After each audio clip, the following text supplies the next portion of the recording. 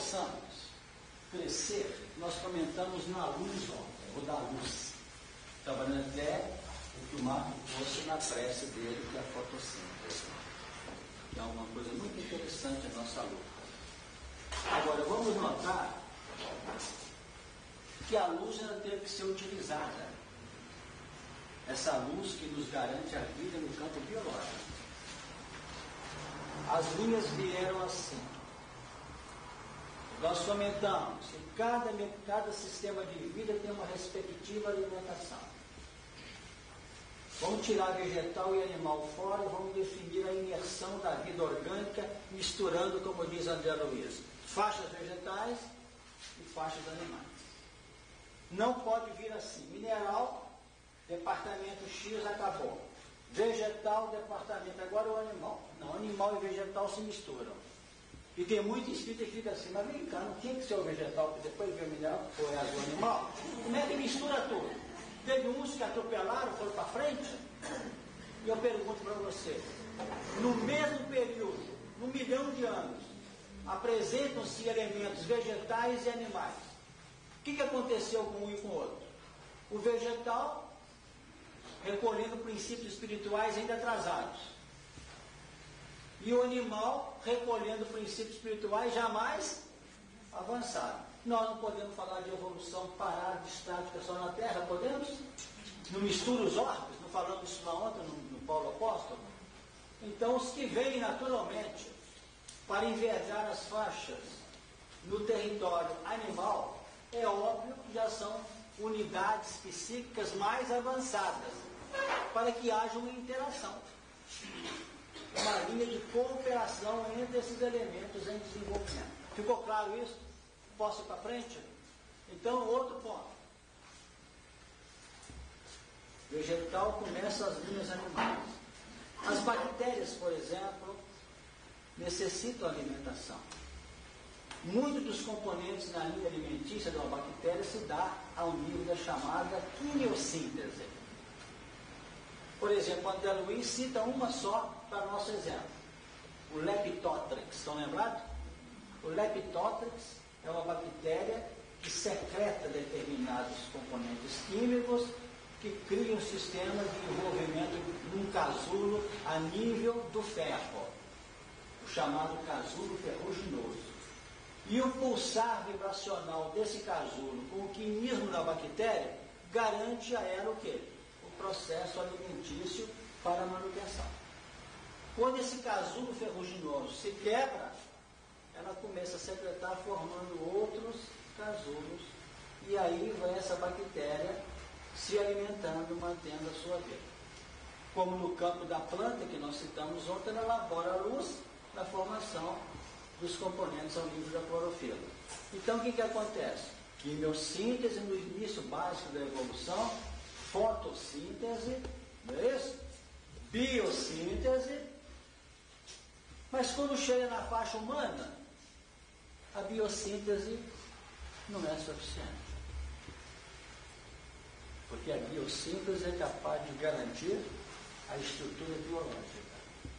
E tem muita gente que está otimamente abastecida, está soltando expressões magnéticas com toda a pujança, mas não estão vivendo ultimamente. Porque o homem elabora um outro processo alimentício que é chamado mentossíntese, que é amor. Percebeu? Tem muita gente forte e triste e vazia por dentro. E a troca vibracional no campo das conquistas maiores do psiquismo em você. Deus entender que não está amando nem lembra de comer. Perfeito? Não vai almoçar não, estou hoje no estado de graça. Perfeito? É óbvio que ele não vai deixar de ter que digerir o alimento, mas ele tem mais serenidade. Está dentro do mecanismo da saúde. Mas para chegar nisso, é preciso providências, N providências.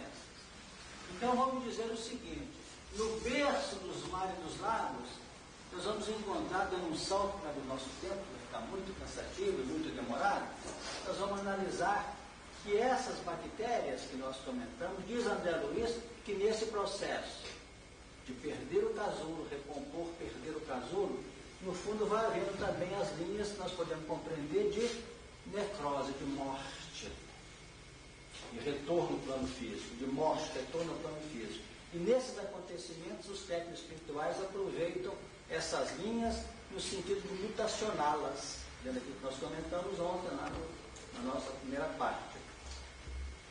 E de a pouco começam a aparecer as chamadas algas nadadoras de feição unicelular. Ele deixa uma dica para nós que vem através dessas linhas aí. Mais à frente, as algas nadadoras cedem lugar às algas verdes de feição pluricelular, já garantindo os primeiros movimentos a nível da chamada clorofila na fotossíntese. Mais à frente, vamos poder falar assim de maneira mais rápida do surgimento dos infusórios, dos polipeiros, trabalhando linhas informes no campo da aglutinação celular, segundo Emmanuel nos define, para depois surgir os elementos melhor elaborados, caminhando depois à frente para os chamados peixes e crustáceos.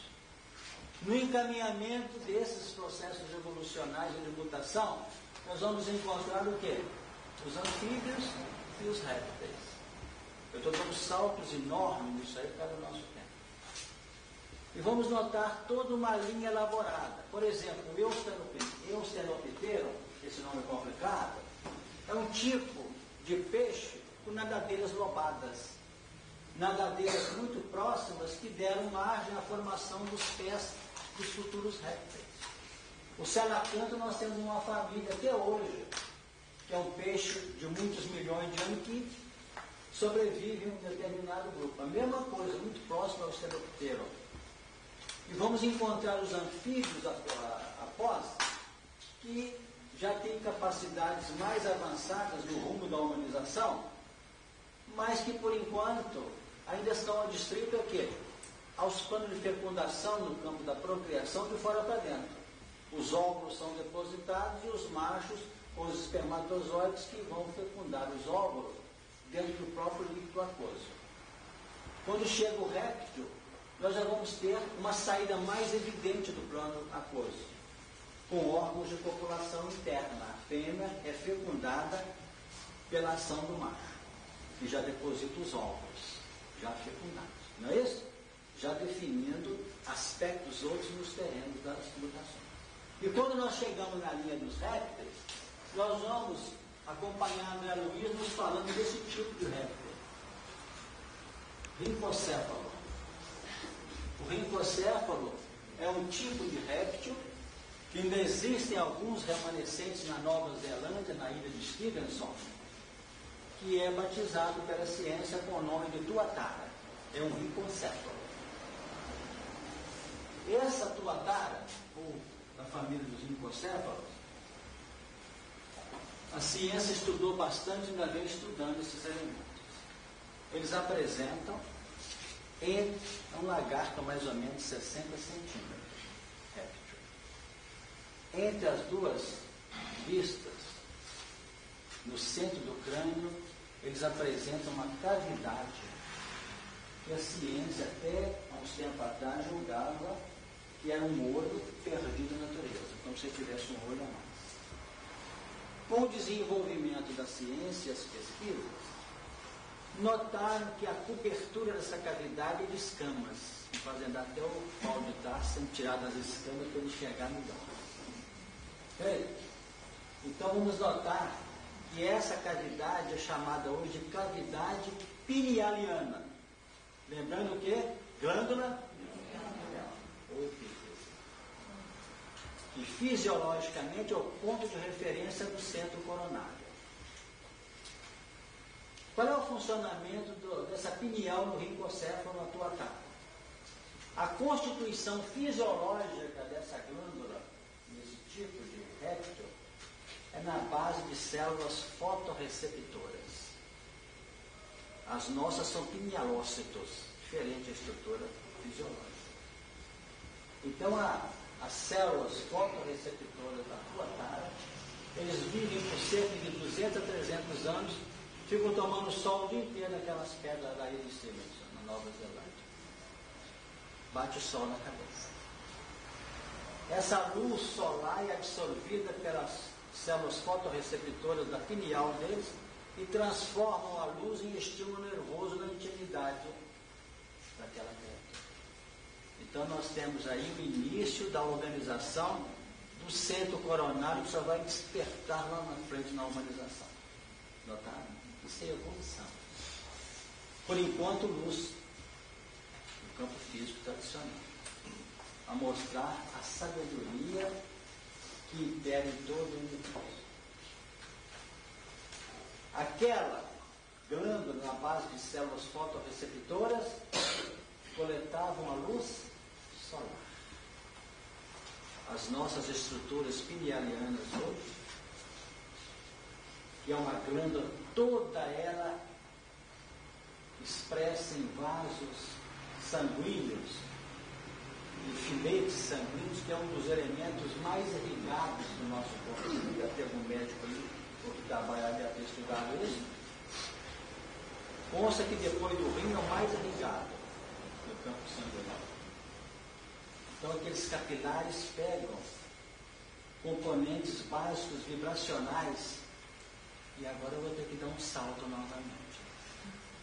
Porque o sangue, o sistema hemático, principalmente o sistema sanguíneo, é a representação das forças circulantes do perispírito. Estão lembrados disso? Estão apertando, não? O perispírito tem forças centrípeta e centrífuga na sua dinâmica. A corrente sanguínea, especialmente ao nível das hemácias, porque os leucócitos e outros componentes, como essas plaquetas e outros elementos inclusos na corrente sanguínea, têm condições outras de natureza específica e diferentes. Mas a corrente sanguínea, na sua massa de hemácias, que são controladas no seu fluxo pelo sistema esplênico no baço, especialmente ali, são representantes das forças que circulam no perispírito. Olha que coisa impressionante. Então é pela pineal nossa que nós incorporamos em nossa estrutura psicofísica todas as linhas vibracionais coletadas pelo perispírito. Então existe o seguinte: enquanto a pineal do rincocéfalo capta a luz solar, a nossa pineal coopera na captação das forças que interessam o plano ético e moral da individualidade no campo das vibrações. Mudou só o tipo. Uma coisa mais concreta, outra mais sutil. Quando eu estou dando um passe, eu estou usando esse sistema. Por exemplo, eu estico a mão aqui para dar o passe na nossa comunicação. Não dá passe agora não, tá só um encontro de dados. Eu estendo a mão, ela está se entregando no campo da fé, conforme a fé que ela alimenta e a disposição minha de cooperar, com linha de relação direta com os nossos benfeitores que me ajudam, eu sou capaz de fazer uma aura só. Nessa altura o centro coronário está assim, está soltando lances para além do dia a dia dela, porque ela está sustentando essas emissões com outras forças, baseado na esperança, na confiança, no amparo que a Sattva está recebendo, está tudo ali polarizado. Então a espiritualidade está passando para mim via linha de relação que eu crio no campo mental pelo coração, solta material que a minha epífise capta pelos seus capilares, joga na minha corrente sanguínea, e eu pela linha mental, eu jogo para a nossa companheira, o passo saindo pelas mãos de outros componentes. Ela capta também pela estrutura do coronário dela, em que a epífise vai ter um papel extraordinário. Então a epífise capta essa vibração e vai, é mais ou menos como nós colocamos água para fluidificar dentro de casa, na hora do culto. E não tem certeza que foi colocado material ali? Eu tenho certeza que o material foi captado por ela, se ela mantém um estado receptivo. Então, os seus elementos estão circulando pelos capilares, entram em toda a corrente sanguínea, e de acordo com a linha magnética desses componentes transferidos, esses componentes psíquicos transferidos vão para o órgão que ela pode estar precisando de ajuda no fígado, no pulmão, no coração, no intestino, no baço, perceberam? E ali vão fazer toda uma linha formando um ninho vibracional que pode levá-la até a cura. Se ela mantiver a fé numa linha de continuismo, de a pouco nas linhas da mitose, na multiplicação celular, aqueles elementos sadios que foram incorporados psiquicamente vão incorporar-se no plano físico das células, criando verdadeiros movimentos de alteração para melhor do organismo dela. Ou se faltar equilíbrio, segurança e persistência nos campos da fé e da certeza de que ela possa receber, daí a pouco esse material está indo fora pelos emunquitórios normais, pelo intestino, pela urina, vai tudo embora. Como chegou, saiu. Ela não metabolizou o valor recebido.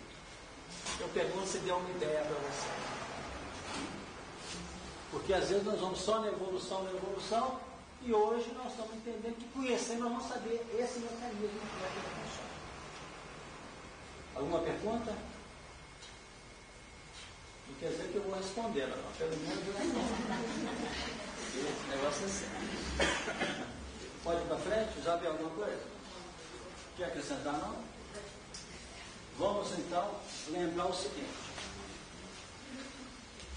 os animais trabalharam, portanto, ao nível do automatismo, do instinto, que nós trabalhamos. Vamos trabalhar agora como é que chega nessa figura aqui. Homem, que é o grande desafio da evolução. Os répteis saem das águas na direção dos pântanos, apresentam uma constituição física mais adequada à retenção da água, que é o componente que garantia a vida para eles na intimidade dos lagos, dos rios, dos oceanos. Normalmente apresenta aquela figura de levantamento da cabeça, mas a causa, que é o ponto de sustentação magnética, ele se arrasta. Quase sempre assim.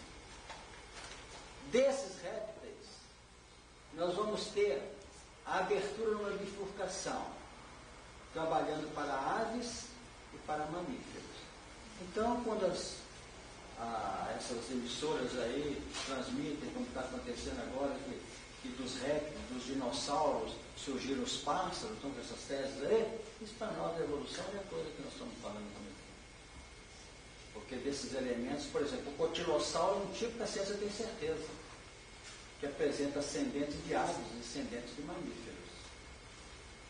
Então, houve uma bifurcação. Os mamíferos se separaram em dois tipos: o placentário e o marsupial. Sabe o que é marsupial? Você já ouviu falar no canguru?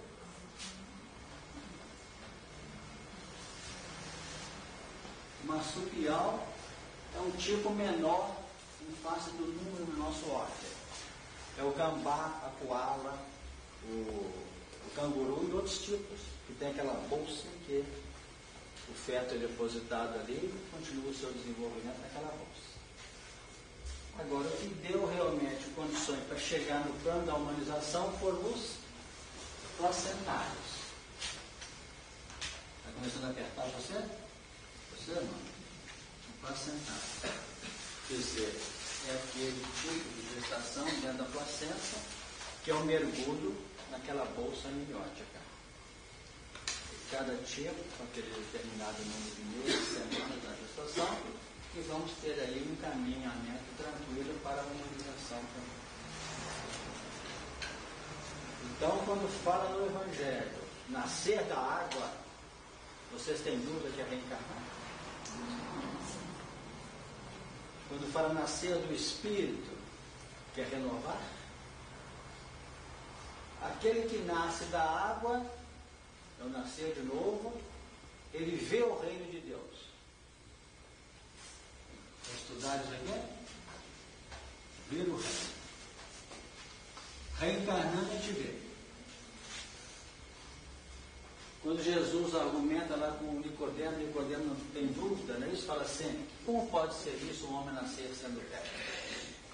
Aí Jesus volta a insistir para ele: em verdade vos digo, que aquele que não nascer da água e do Espírito não pode, não pode entrar. É a diferença nossa. Ver, nós estamos vendo, ó, antes de reencarnar, já está vendo. Está no plano espiritual assim: você aprendeu bem, como é que vai ser feliz? Perdoando, trabalhando. A gente já vê isso com uma facilidade, escreve livros. Escreve. Mas entrar é passar pela porta, que é Jesus. Passar pela porta. E esse entrar é pela ação. E esse ver é concepção. Reencarnando nós vemos. Reencarnando e renovando, que é o nascer do Espírito, nós entramos. Então não adianta ficar batendo muito em evolução biológica e desenvolvimento do ser, porque aí vai ser só mostrar como é que nós estamos indo, e tá, como é que veio, então está indo. Vai ficar a mesma coisa. Então vamos observar que nós estamos tentando extrapolar do ver para o entender, que é o grande segredo da nossa evolução. Vamos mais definindo que nessa subida no rumo da humanização, a espiritualidade utiliza essa linha trabalhada dos placentários, surgindo uma gama imensa de tipos mamíferos. E nós vivemos, até que se chega um determinado momento que poderíamos receber da misericórdia superior as providências para a humanização.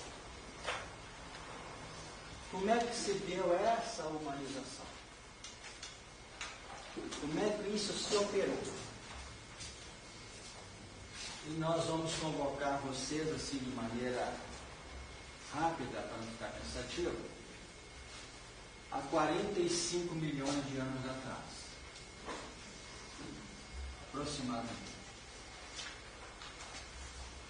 Há 45 milhões de anos atrás, nós tínhamos,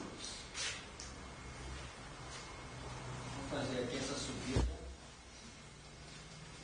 do princípio espiritual, desde os pontos mais longínquos das condições unicelulares, dos vários reinos. Vamos colocar 45 milhões de anos aqui aproximadamente. Começaram a aparecer no ambiente nosso alguns tipos que nós podemos chamá-los de pliopiteco. O piteco é uma raiz que significa macaco, que a ciência que trabalha esse terreno usa muito essas raízes do grego e do latim.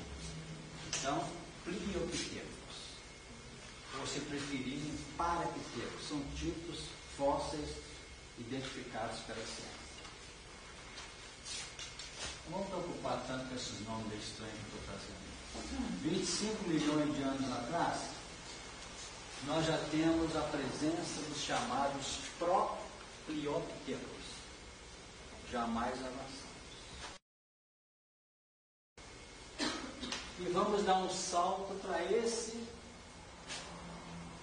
momento aqui, em que estão presentes alguns tipos, como ramapitecos ou briopitecos.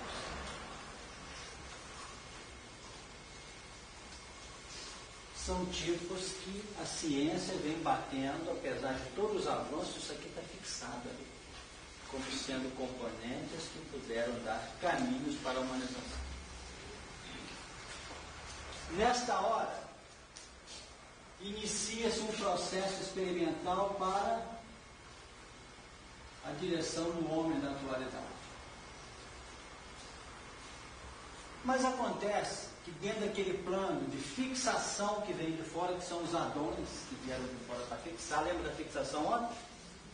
Porque eles estão vindo aqui de baixo, não vão chegar lá em cima naquela rapidez assim, pô, só subindo escada sem parar, não. Eles sobem o degrau, do degrau, para. Os que foram fixadores desses vão, mais os degraus. Os que vieram fixar aqui, eles vão subindo, até que chega no campo da humanização. Foi bom ter comentado ontem, porque eu estou falando aqui, acho que vocês entenderam. Se não entenderam, eu vou fazer essa escadinha novamente. Ficou claro isso? Porque os que estão subindo são os que vêm de fora. Então a vida de fora nós vamos ver dois papéis: fixar e ter chance. Fazer. Só uma dúvida, mano. Sempre é necessário essa vida de fora, a fixação? A esteira da evolução culmina com os capelianos definindo a vida deles. E Emmanuel fala duas finalidades: cooperar com a humanidade aqui, não foi? E resolver problemas. Só que lá atrás, nas faixas somáticas, biológicas, não é resolver problema, não. É preparar-se para ser impulsionados à caminhada no contexto da evolução. E uma vez que o coração, que a mente se abre no campo moral, eles têm uma participação deles também no campo das soluções do conhecimento. Entendeu? Esses que são trazidos de fora, eles passaram pelo mesmo processo? Em outros ambientes. Em outros ambientes. Mas como se deu a fixação deles? A mesma coisa na linha de interação dos mundos. Compreendeu?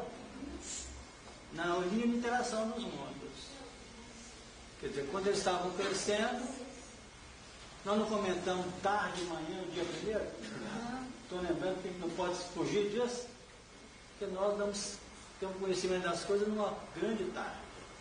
E vamos tentando pegar a manhã da gente, na medida que a gente vai entendendo os passos seguidos da evolução pelo conhecimento que nós recebemos e estamos movimentando com eles. Aqui, mais ou menos, há 6,5 bilhões de anos, nós vamos ter os primeiros movimentos já caminhando para a humanização. E nós vamos chamar esses elementos de australopitecos. Esse nome vocês já viram muito nas revistas, no Discovery, que tem o Discovery também, no TV a cabo, né? Outros aí, outros canais, trabalham muito com esses documentários. O australopiteco, ele está aqui há mais ou menos 6 milhões. Mais à frente temos outro tipo também catalogado como australopiteco evoluído. Vamos encontrar há 2 milhões e 300 mil anos aproximadamente um tipo que a ciência chama de Homo habilis.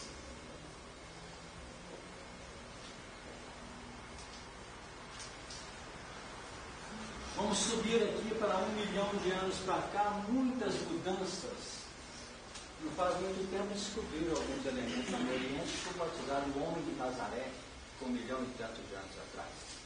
De 1 milhão de anos para cá, um tipo que foi durante muito tempo endeusado, estudado, que é um Homo erectus, o homem de Java, conhecido como Pithecanthropus. Foi estudado por um cientista chamado Eugênio de Beauvoir no ano 1890. Chama-se Pithecanthropus.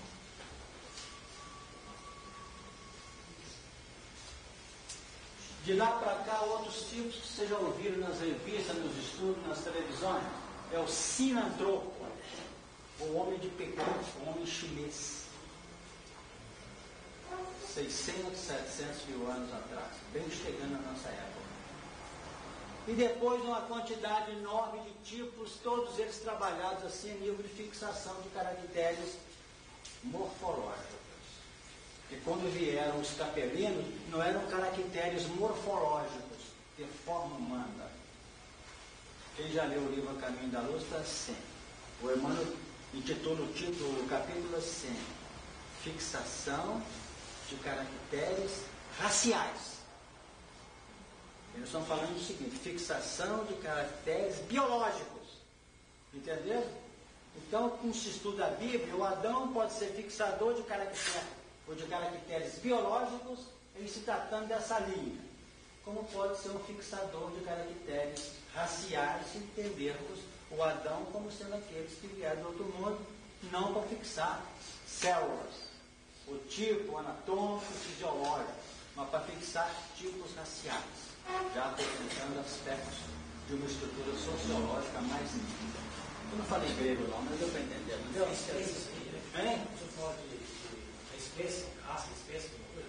Como é que é? Você fala fixação de características raciais da espécie? Não, raciais seria já no campo vamos dizer, das estruturas, vamos dizer, filosóficas, estruturas étnicas, já no campo dos conhecimentos. Tá? E fixar caracteres biológicos já é a formação, melhorar esse braço aqui, melhorar essa perna lá, entendeu? Então temos aí, cantor, senador, depois entra uma série, fonte Chevada, homem solo, alguns vocês já ouviram falar, homem rhodesiano,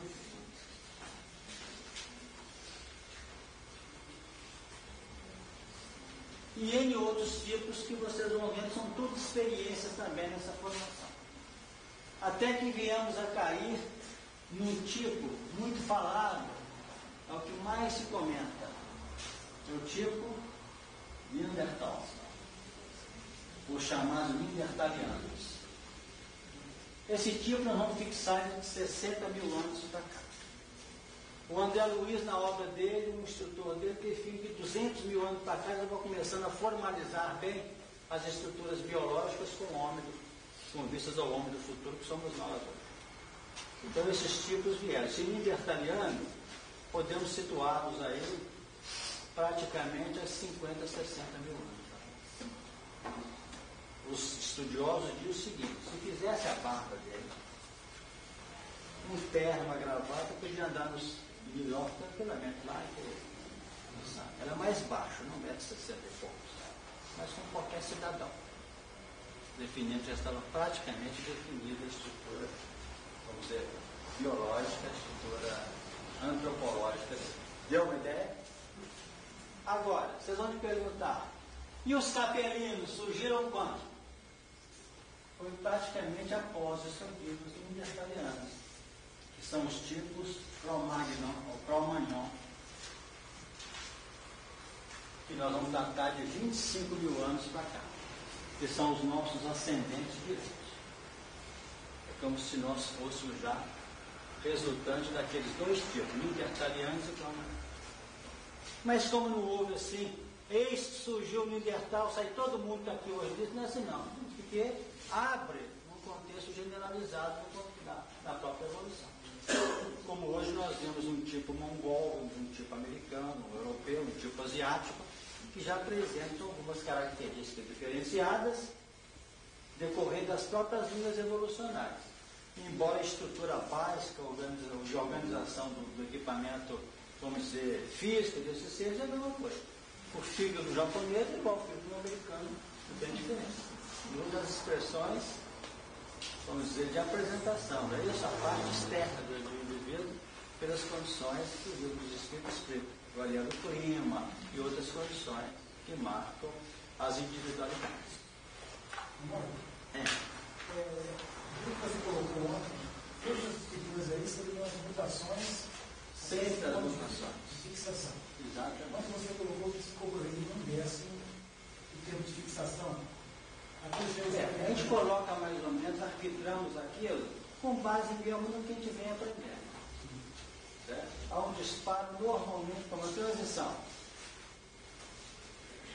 O Emmanuel situa o ano 2057 como sendo assim, praticamente um ápice desses momentos conturbados da transição.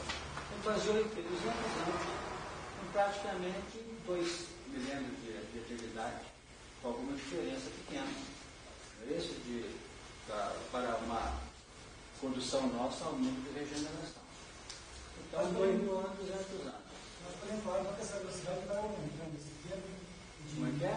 tempo de passar de uma figura para outra, o tempo de fixação, a evolução.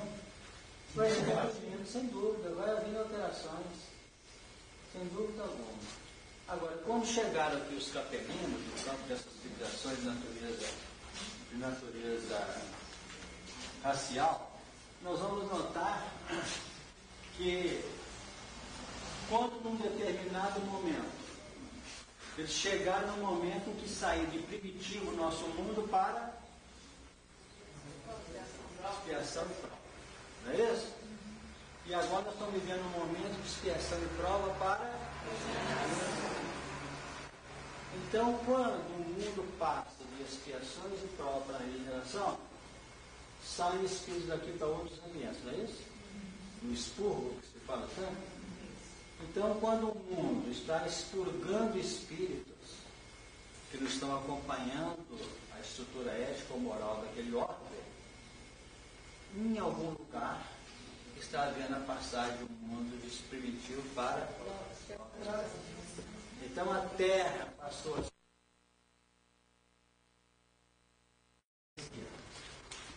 Quem é que veio para a esquerda?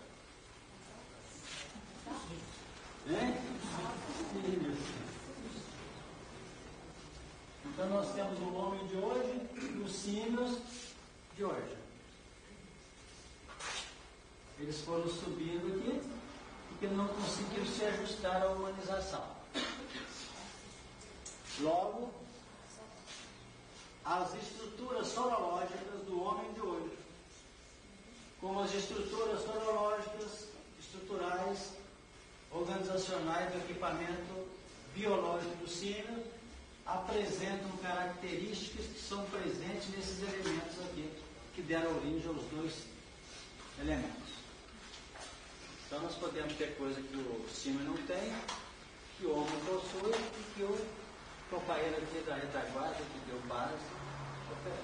Então o Emmanuel diz assim para nós: tanto os símios de hoje, quanto os homens de hoje, tiveram a sua evolução a partir de linhas convergentes. Convergentes quer dizer, na busca de hoje para ontem. Na busca de hoje para ontem. Se for no ontem, as linhas são divergentes. Ficou claro? Então, se o macaco tivesse a inteligência, se ele fosse estudar a evolução, ia encontrar o mesmo lugar que nós vamos achar como origem dele. Só que eles hoje são de uma forma, nós somos de outra. Vocês vão me perguntar, coitadinho desses aqui, vão ser macaco a vida toda. Aqui para frente. Está correto? Por que eles não se ajustaram lá? Vamos dizer que os que se ajustaram lá são aqueles que viveram aqui nessas linhas, em outros órgãos, estão mais tempo conquistando a estabilidade, experiência, que garantiam o quê? A projeção para lá. E outros que vieram mais atrás, conseguiram puxar para cá, para no máximo vieram para a linha sinistra. E o que acontece com isso? Vai acontecer isso, ó.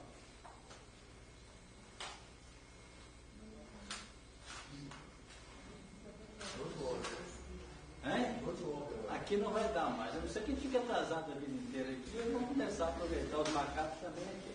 Mas eles vão ser levados para uma oportunidade em outros ambientes.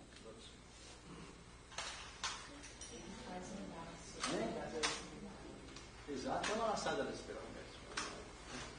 Como diz o irmão da luz, não houve propriamente uma descida da árvore. Exatamente. Usa essa expressão, realmente. É uma expressão usada pelos, vamos dizer, paleontólogos,